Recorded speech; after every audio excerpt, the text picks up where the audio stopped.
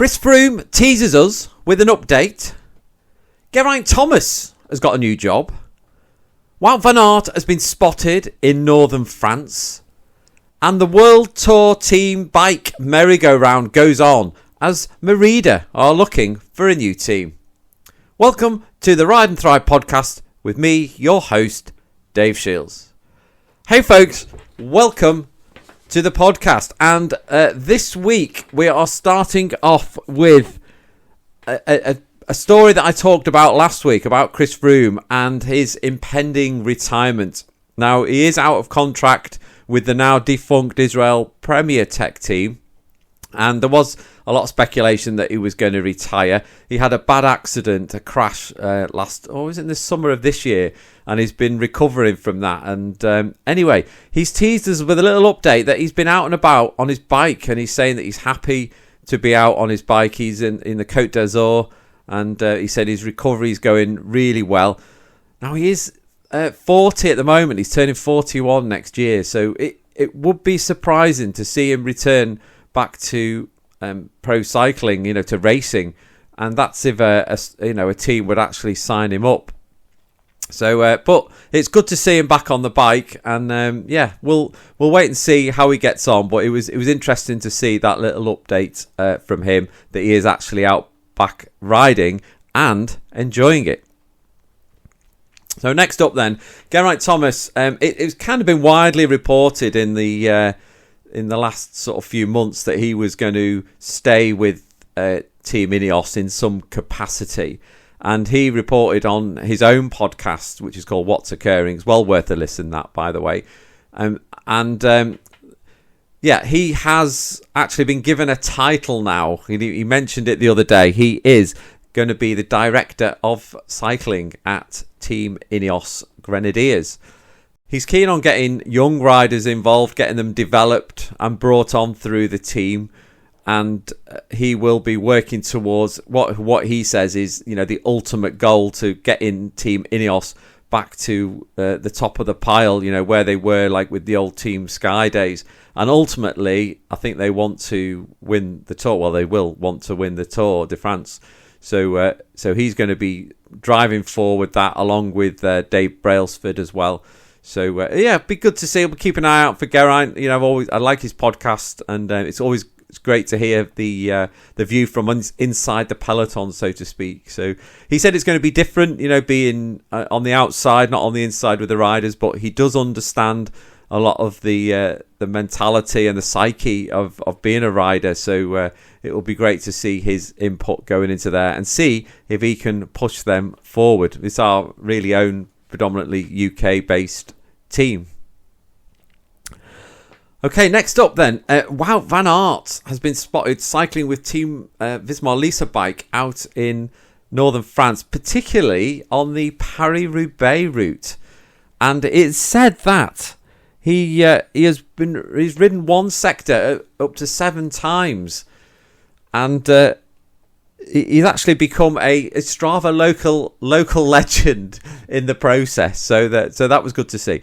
Now, Visma have said, or I think it was a Belgium newspaper have reported, that they are actually doing some equipment testing out there, and they are testing this. Let's get it right. It's an adjustable tyre pressure system.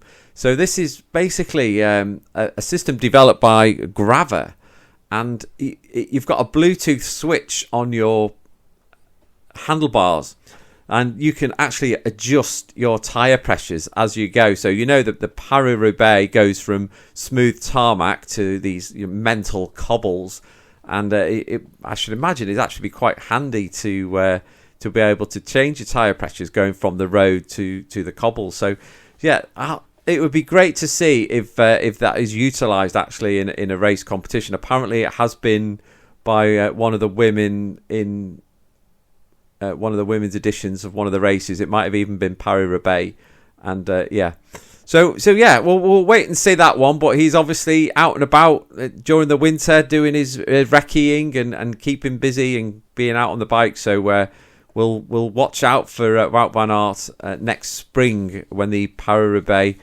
comes to us again. So the World Tour bike merry-go-round goes on, and it seems to be this year more so than other years, that there seems to be a lot of bike sponsors moving teams. So for one reason, for another, and this time it's Merida who are moving on from Bahrain Victorious. So they've been together since the team's inception in 2017, and they've had quite a bit of success with the team. Merida have. They've won stages of all three Grand Tours and a couple of the Cobble Classics as well, and monuments. So I think it will be sad to see them leave Bahrain Victorious after 9 or so years.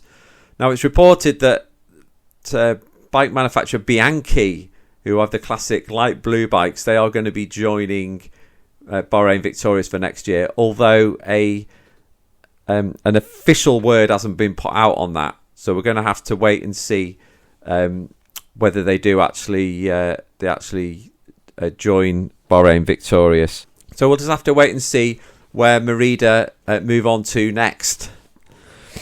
Now, I mentioned last week that it was reported that the government, the UK government, were going to put a cap on the Cycle to Work scheme. And this was, the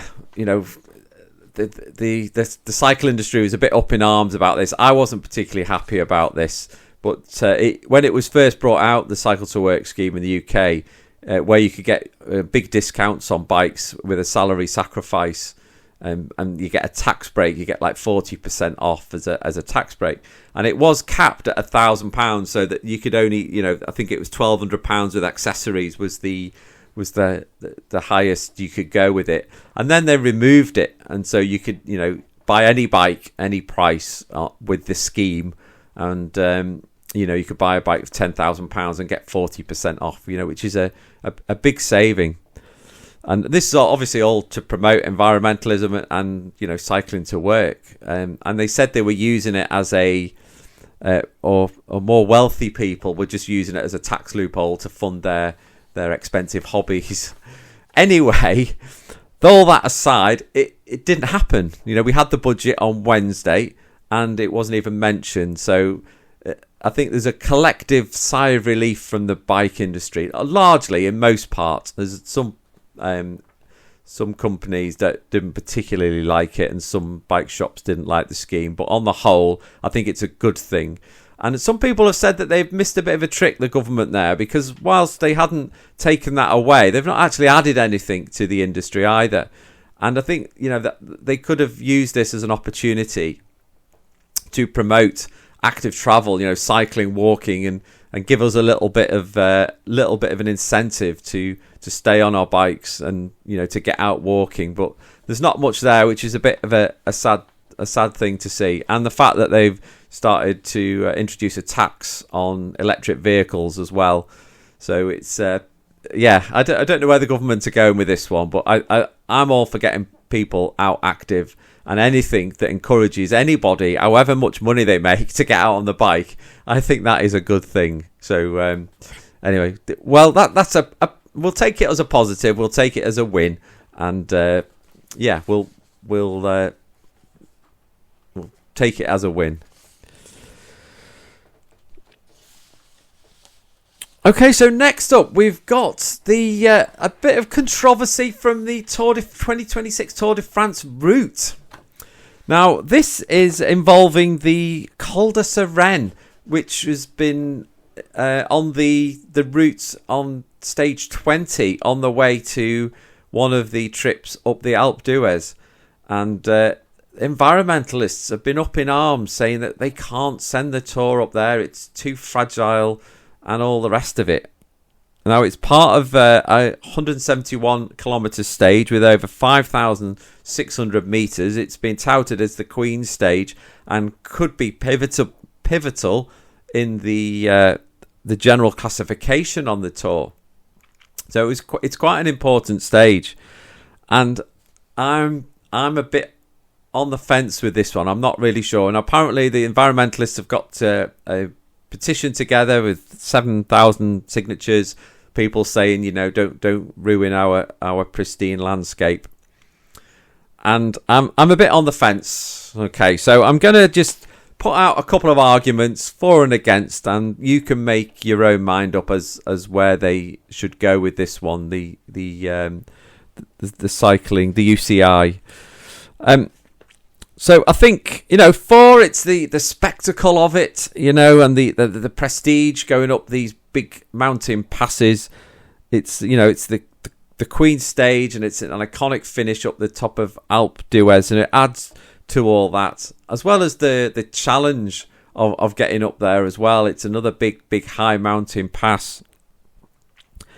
And I think historically as well, it's woven into cycling. It's woven into the whole fabric of the Tour, the romance of the Tour de France, going up these big mountain passes. And I have to say, it does make for great TV as well. Watching this beautiful landscape. And also, I say it's a one-off. Now that there is an amateur event called l'Étape du Tour, which will come up a few days earlier, and that's where amateurs can ride a stage of the Tour de France. So I say it's a one-off, but maybe 2 days that people will be going up there. So it is only, for a very short period of time, and I'm not even sure if the Col de Séraanne has been used as a mountain or a pass to go up the Tour de France before, anyway. And the last thing is it gives a good economic boost to the area. Lots of people coming in, spending all their money, and a lot of people are saying it's no different to the exploitation that's gone on in the ski areas of France. That those places have all been devastated, environments have been devastated for tourism, so people can go and enjoy it. So I don't know. That's the four of it. Now the arguments against, obviously, you've got the environmental impacts of having all those cars up there and destroying the fragile environment and people that are walking around and trampling around. It's a very fragile ecosystem as well. And you've got the black grouse up there as well, the chicks that hatch in July, so they could be under threat. The road conditions aren't great, so you've got narrow roads. The infrastructure, I guess what I'm trying to say there is, the infrastructure is not great for the area. It's only kind of one-way traffic a lot of the time, and the roads are going to have to be closed. They're not really designed for these big events. So, and there is also a precedent for change as well, where other organisations like the Vuelta a España have altered routes to protect wildlife and ecosystems. On the whole, I'm coming down on the side of cycling, and I want them to be going up the pass. It's a one-off. I work in the outdoor industry, and we have this conversation all the time. We go into gorges and people saying that these fragile, we're damaging the fragile environments, and our impact on the landscape is nothing that a bad winter could do 1,000-fold. You could get a flood down a gorge that would just totally destroy the gorge and totally change the landscape of it. And I think a few people trampling up there isn't going to damage it. It's not a mass kind of sustained damage to the environment. So I'm saying let's go up the Col de Séraanne, and let's enjoy it, and we'll do it again in another 10 or 20 years or something like that. Okay, folks, so that concludes my stories for this week. Hope you've enjoyed catching up with the latest stories. If you've got any comments, please leave them below. I've had a few comments, which is good. So it's all good for the algorithm. Also, point out if I've made any mistakes. Yeah, I need to know. So I can credit you with pointing out my mistakes. So it's every day is a school day, like they say. And of course, if you're still watching here, please subscribe to the channel and like as well, and share. It's all good, and we'll get everyone involved in the community. And watch out for more content next week. Until then, that's me clipping out. Bye for now.